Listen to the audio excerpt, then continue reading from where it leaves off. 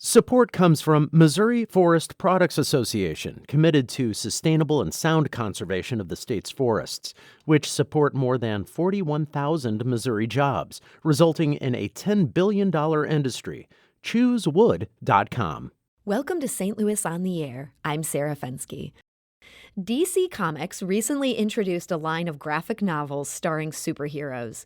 These books are aimed at middle grade readers, kids between the ages of 8 and 12.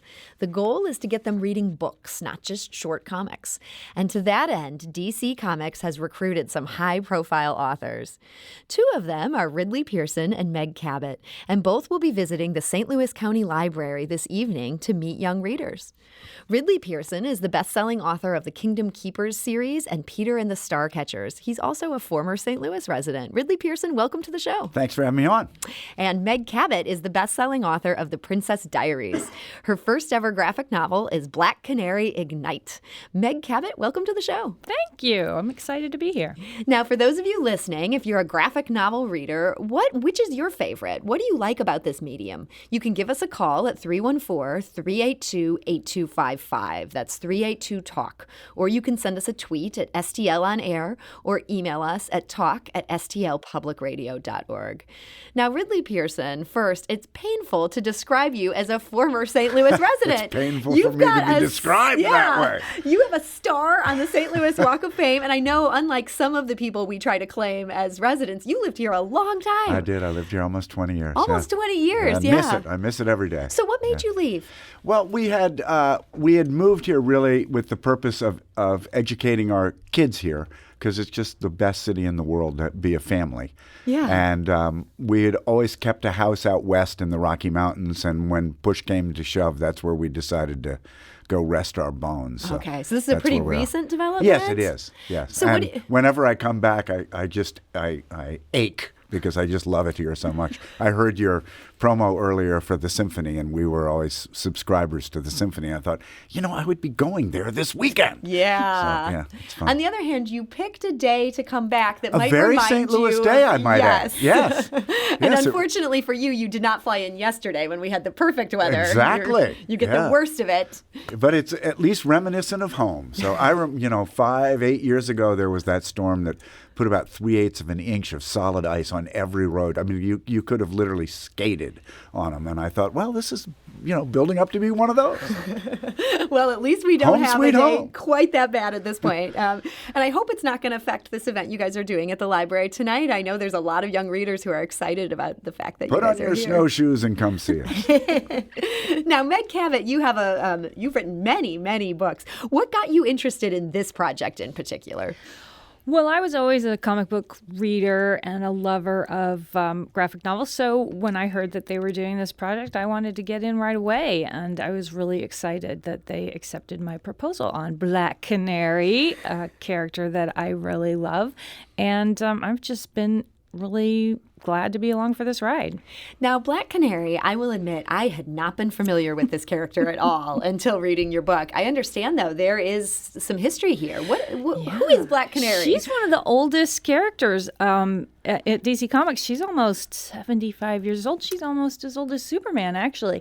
But in this book, she's only 12 or 13. So she's this is about the young Black Canary. But yeah, she started around 1947 going out and fighting the bad guys. She's a vigilante. She only has one superpower, and it's her voice. And it's kind of amazing, as the character in the novel herself says, like, this superpower is not cool enough. You show her really learning to inhabit this superpower and realize how cool it is. Well, I think as a kid, you would want a superpower maybe, and this is what she says, she wishes that she could fly or have superhuman strength, but her only superpower is that her voice can destroy things and knock over bad guys and break glass, of course. But as a little kid, when you're learning about the superpower and you don't really know how to control it, that could be detrimental, especially in middle school. Yeah, you seem to have some fun sort of exploring how this could manifest itself in ways that for a young girl are just a nightmare. And I could actually really relate, because when I was in middle school, I was actually told by my school principal that I was the loudest girl in school. So the minute I heard about Black Canary, I was like, yep, she's the one I want to write about. How did you find her in the archives, or how did this? This is really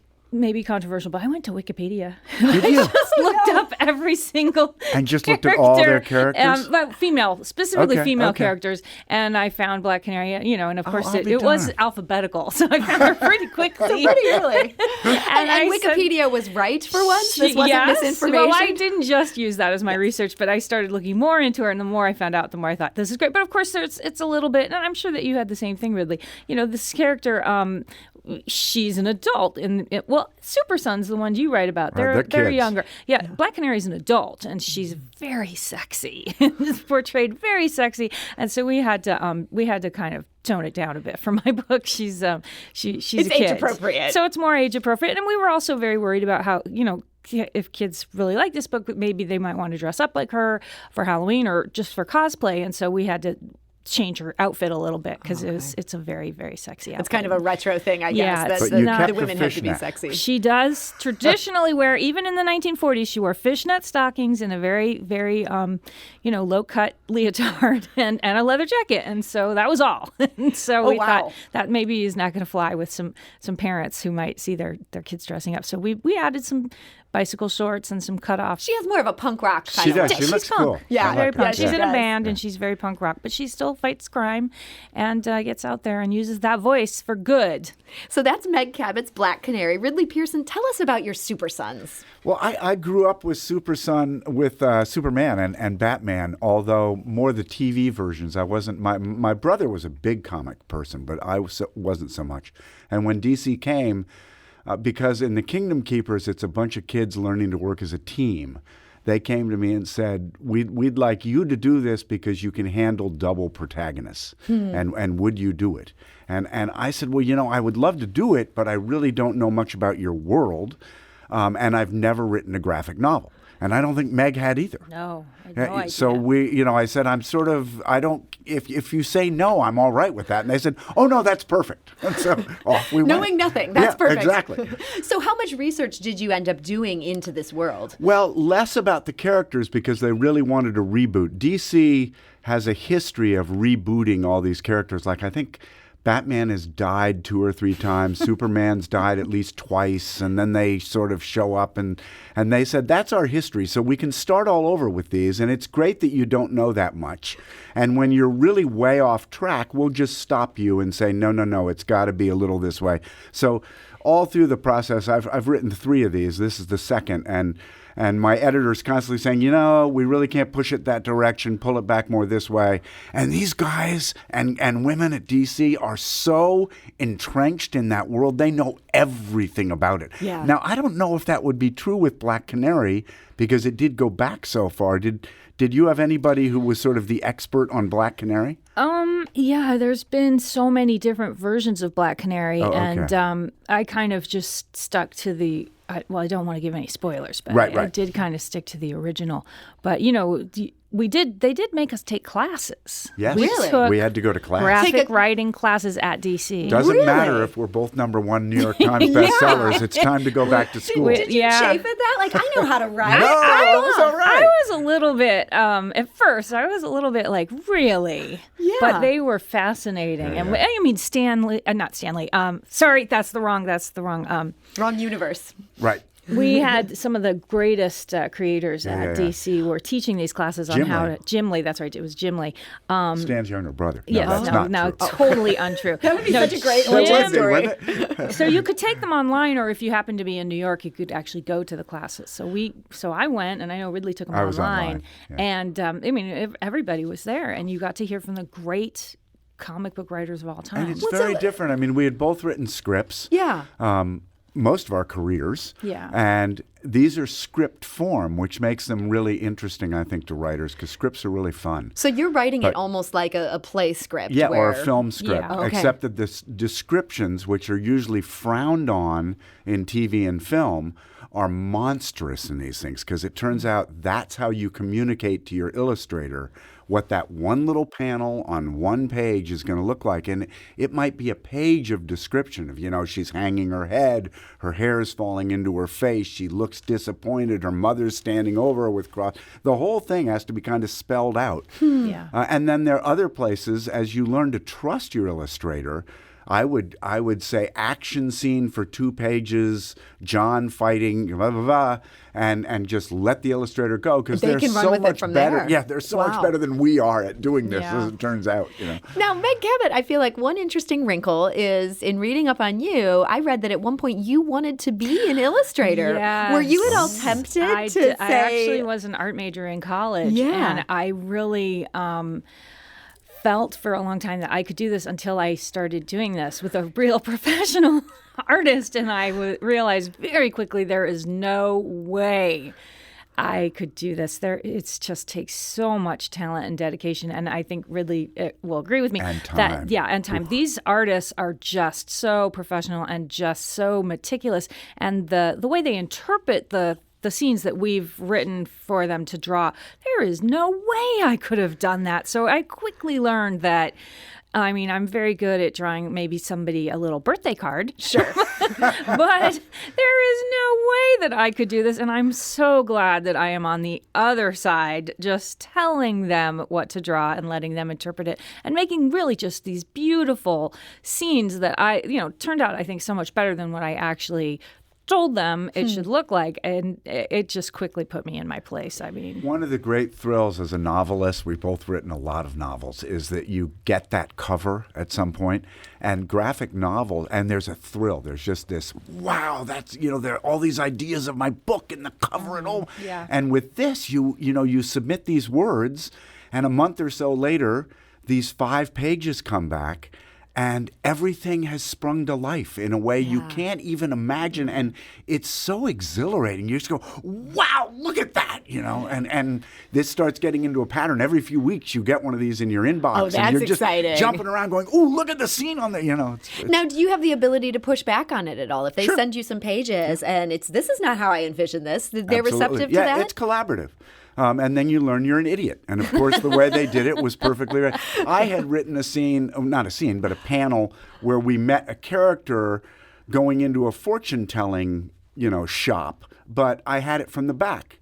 And when I saw it, I realized that was stupid. We want to see her from her face, so let's look through the window reversed. And the artist quickly sends it back, and it's 10 times better. So I had a character, Dinah is the name of the Black Canary, and she's a little girl, and she really wants to be a police officer, and so her dad is actually a police detective in Gotham City, the most dangerous city of all. And I loved his little police detective mustache. So by the that way. was one of the best Tom Selleck. parts of working on this, was that my artist, Cara McGee, draws this character of Dinah's dad. And when those sketches first started coming in, I was laughing so hard because she did such a great job of drawing this like very down to earth, hardcore cop with this, who was the father of this little girl. And every time I would get those sketches, I just started laughing because I didn't tell her to do that. That's just how she did it. It's she funny, totally I had the caught same on. reaction. She got that character. She just did such a great job. And so it was a delight every week or so to get these drawings from her because I just couldn't stop laughing because it was just hilarious to me. having been in a bunch of bands, I liked all her bandmates. Yes, I thought well, those she's are true also in a rock band. bandmates, right Yeah, there. she did a great punk rock Yeah, she did. cheerleader. There's a punk rock cheerleader that she did. So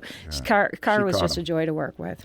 So these books, they are very fun reading, but at the same time, you're also dealing with some serious issues. Meg, in your book, I felt like the relationship with the mom was so front and center, and I really appreciated that you focused on that rather than, say, boys. Was that intentional? Yeah, it was very unusual for one of my books, which usually the romance is really stressed. No, there aren't that many. If you think about superhero books, you really don't get that mother-daughter relationship in very many. So I really wanted to have that. And that is actually the traditional Black Canary story that she has inherited. Now, there is a show on CW right now called Arrow where you have the Black Canary, and that's a little bit of a different, it's a little different origin story than the traditional Black Canary story, but she does inherit her powers from her mother in the original Black Canary story. And I think now with everybody going on to Ancestry and finding out about their DNA, I thought that's actually so prescient in a way for 1947 that this young girl. It feels very modern. Yeah, it actually plotline. does now. So she gets this talent from her mother, who is keeping it hidden all these years, not to give any spoilers.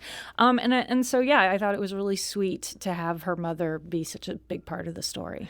And Ridley, speaking of serious issues, I mean, you do deal with the father-son dynamic, but even beyond that, you're taking on, it's clear this is about global warming. It is. Yeah, it's set in, you want a world build, and so I set it in a world maybe 50 years ahead, 30 years ahead, where people have been moved out of Metropolis or Gotham, a.k.a. New York City, and they're moving to sort of a Chicago area.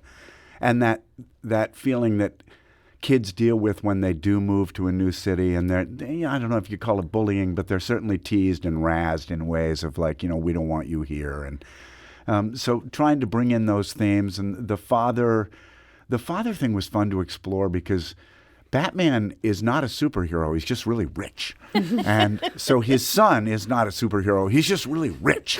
And that makes him a bit of a jerk, Yeah. and very confident in ways he doesn't need to be because he hasn't earned it. And he wants to be his father's Robin, desperately wants to be Robin. And, of course, no father wants their kid in violence. So it's Right. like, fine that you want that, but you're never going to get that. So he's trying to prove himself to his dad. And all he has is money and gadgets and stuff to do it. And he runs into this guy, John, who's kind of the opposite in that he's the son of Lois Lane and Superman. So he's smart like Lois Lane and Superman, but he's never going to be Superman. He's sort of half of Superman. And he worries that his dad won't regard him as a real man, a real kid, if he can't fly and bend steel, and he can't do any of that. He can jump long distances. He can hear pretty well, better than others.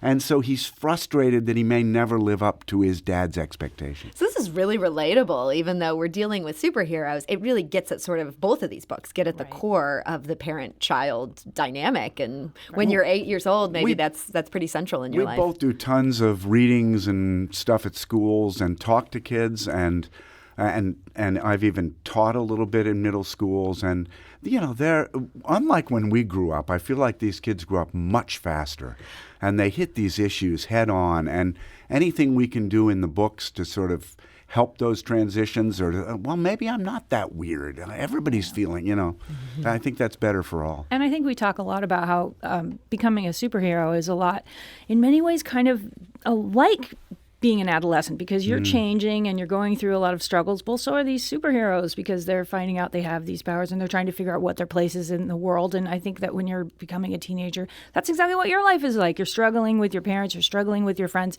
and you're also trying to figure out who you are and why you're here. And so are all our superheroes, it turns out. So am I, by the way. we all are going through that. Now, how even do you though balance, we're not teenagers. though, as you say, kids are growing up so quick these days, and they're dealing with these issues at a very young age. And yet, speaking as a parent, sometimes we prefer to think our kids aren't yet at that place. How do you balance the kids' need for things to be real with parents going, my kid's not ready to read about that yet? Yeah, that's a tough one. I strongly believe that kids know exactly what they're ready for, and if they aren't ready for it, they'll put it down. So, or they won't see it. I it'll think, go right over their head. I think neither of us, we don't try to beat anybody over the head with a rubber mallet. It's just, it's in there if the child wants to see it. If it isn't, they stay with the action. Oh, they're going after these people, how exciting. But if they read it a second or a third time, they might go, I've felt that before. But so the secret is maybe kind of keeping it subtle. I Those think who are very ready much. for it. Oh, if you kid readers are young readers are so smart. And the other thing they do is that when I write my adult suspense, you write your adult suspense. An adult reads it once. The kids read these things 8 times. Yeah. Even my huge Kingdom Keepers books, they read them 5 and 6 times. And you've got to be very careful writing to that audience because they read every word multiple times. They might pick up on some Yeah. discrepancies in a way an adult reader won't.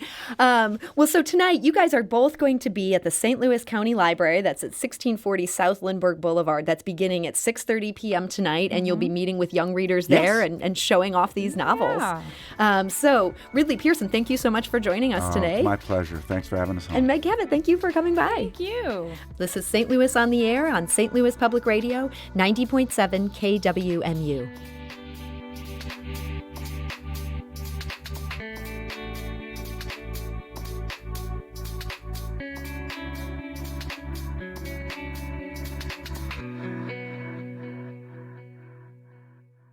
Support comes from the Missouri Forest Products Association, committed to conservation and careful management of the state's forests to make them more resilient and better habitats for wildlife. ChooseWood.com.